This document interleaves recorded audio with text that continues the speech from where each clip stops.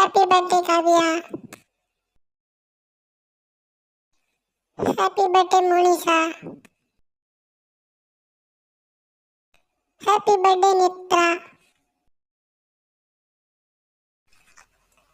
குழந்தைகளே, இதே போன்று நமது யூடியூப் சேனலில் உங்களுடைய பெயர் மற்றும் உங்களுடைய பிறந்த நாளை போட்டோவுடன் தெரிவிக்க வேண்டும் என்றால் நமது யூடியூப் சேனலை சப்ஸ்கிரைப் செய்துவிட்டு திரையில் தெரியும் ஜிமெயில் ஐடிக்கு உங்களுடைய போட்டோ, பெயர் மற்றும் உங்களுடைய பிறந்த தேதியை அனுப்புங்கள். ஒரு அழகான காடு இருந்தது.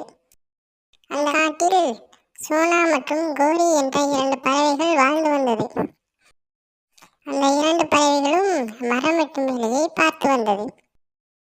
அதில் சோனா குருவி மிகவும் சுறுசுறுப்பான குருவி. அது சீக்கிரமாக எழுந்து மரம் வெட்டுவதற்கு சென்றுவிடும். ஆனால் கோரிக்காகம் மிகவும் சோம்பேறியானது.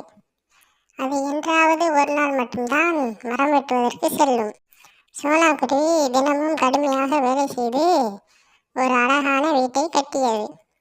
அந்த வீட்டில் சந்தோஷமாக வாழ்ந்தது சோனா குருவி.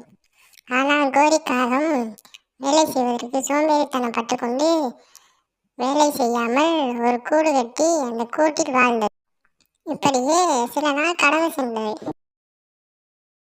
அன்று ஒரு நாள் சோனா குருவி மரம் வெட்டுவதற்காக சென்றது. அங்கே சென்று ஒரு குளத்தில் அருகில் இருந்த ஒரு மரத்தை வெட்டி கொண்டிருந்தது. வெட்டி கொண்டிருக்கும் போது சோனா குருவியிடம் இருந்து மரம் வெட்ட பயன்படும் கோடாரி அந்த குளத்தினுள் விழுந்துவிட்டது. அப்பொழுது அழுது கொண்டே சோனா குருவி இப்படி கூறியது: ஐயையோ கடவுளே, மரம் வெட்டுவதற்கு இந்த ஒரு கோடாரி தான் இருந்தது.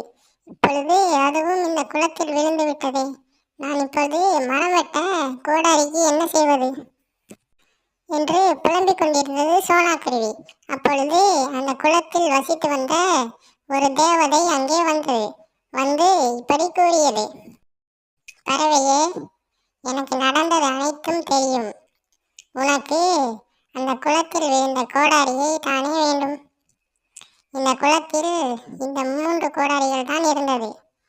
இதில் உன்னுடைய கோடாரி எந்த கோடாரி என்று கூறு என்று கேட்டு தங்கம், வெள்ளி மற்றும் மரக்கோடாரியை சோனா குருவியிடம் காட்டினார்கள் அந்த தேவதை.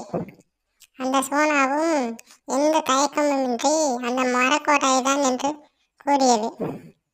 அதை தந்தால் மட்டும் போதும் என்று கேட்டவுடன் தேவதையும் இப்படி கூறியது: ஏன் பறவையே, இதில் நீ தங்க கோடாரியை கேட்டிருந்தால் நீ அதை விற்று சந்தோஷமாக வாழ்ந்திருக்கலாம். நீ ஏன் இந்த மரக்கோடாரியை கேட்டாய்? இல்லை தேவதையே, நான் அந்த தங்க கோடாரியை கேட்டிருந்தால் நான் அதனை விற்று சந்தோஷமாக இருந்திருக்கலாம். ஆனால் இந்த மரக்கோடாரி தான் என்னுடையது. நான் கஷ்டத்தில் இருக்கும்போது மரக்கோடாரியை வைத்துதான் மரம் வெட்டிதான் நான் சந்தோஷமாக இருந்தேன். அதனால் எனக்கு எனது மரக்கோடாரி மட்டும் போதும் என்று கூறியது. சோனாவின் இந்த நேர்மையை பார்த்துவிட்டு தேவதையும், நீ நேர்மையான பறவை, வேறொரு பறவையாக இருந்திருந்தால் இந்த தங்க கோடாரியை தான் கேட்டிருக்கும். நீ உன்னுடைய மரக்கோடாரியை மட்டும் போதும் என்று கூறியதால் உனக்கு இந்த 3 கோடாரியும் நான் பரிசாக தருகிறேன் என்று கூறி அந்த 3 கோடாரியையும் பரிசாக அளித்தது அந்த தேவதை. அந்த தேவதைக்கு நன்றியை கூறிவிட்டு அந்த 3 கோடாரியையும் வாங்கிவிட்டு சென்றது சோனா குருவி.